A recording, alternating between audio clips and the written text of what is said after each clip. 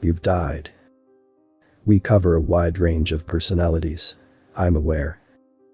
People are a mixing pot, a broth of ideals and habits. Some are brave, some are craven. Some are fast and some are slow. But even with all of that diversity, all of that oddity, only one person was ever this stupid. That was the plan. He was wrapping his arms in oily white bandages, gnawing off each strip with his teeth. The angel across from him was in a haze, an unrelenting stupor caused by the infinite depths of eternal monotony. Eons of unending bureaucracy had locked her mind into a cell of automation, chained her thoughts to the ground, and kept her stare 1,000 miles away. You can't bring personal belongings into the afterlife. She hadn't even noticed him, she was still on her script. Please leave everything you've died with here. She'd yet to notice he died while holding a sword and shield. Awfully strange for someone born in 1982. Is this place made of wood? He wasn't paying attention to her either. They were two creatures dancing solo tangos. Looks like it. His eyes kept darting around the room with rabid obsession. He stood up and knocked against the white plaster wall. I bet this place is massive. Is this place massive? The angel's brows suddenly furrowed. What? I guess it doesn't matter. Doesn't matter. Her head spun. She'd never had this kind of conversation before. She'd never seen someone act so calm and strange in death.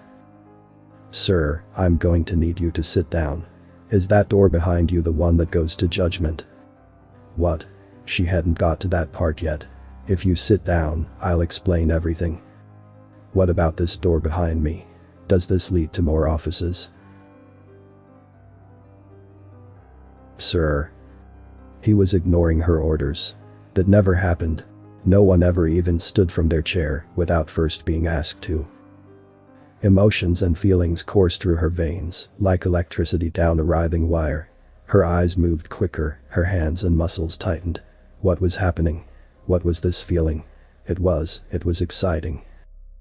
Why do you want to know? She shouldn't be asking that. She had to guide the man through death, not pick his brain.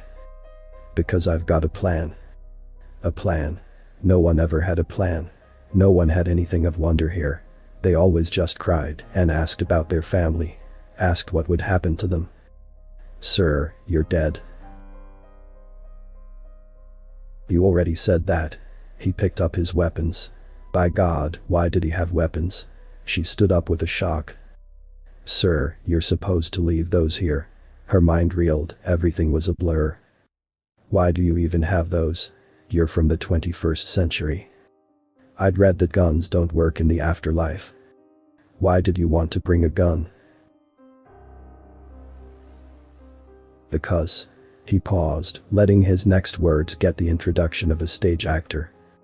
With a smile, or maybe it was more of a smolder, he cocked his head into some ridiculous expression of pride and spoke in a lower octave than was natural. Because I'm going to kill God. The silence deafened the room. What? Her loud expression made him jump and lose composure. Shit. Quickly he tried to regain posture. I mean, don't act so shocked.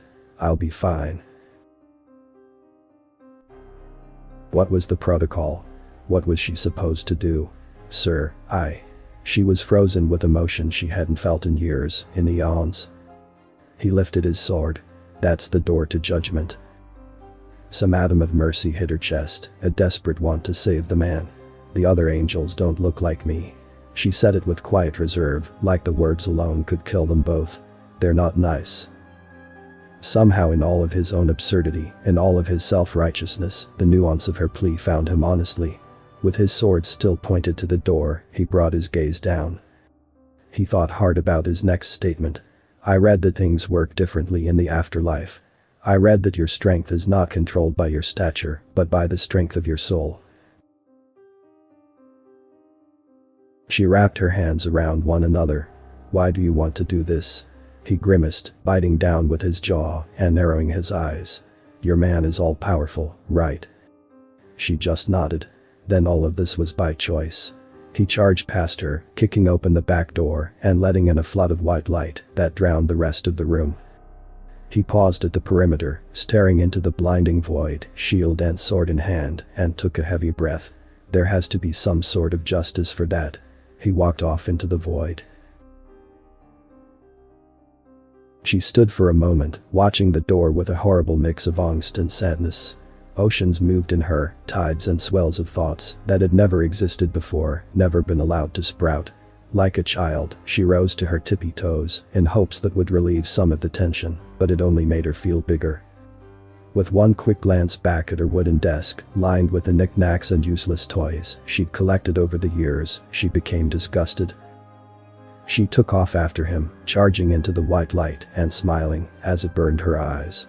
She couldn't let the man go alone, not like that. After all, guns do work in heaven. The author's name and the link to original text is in the description. Consider tapping the thumbs up and pressing the subscribe button if you enjoyed this video.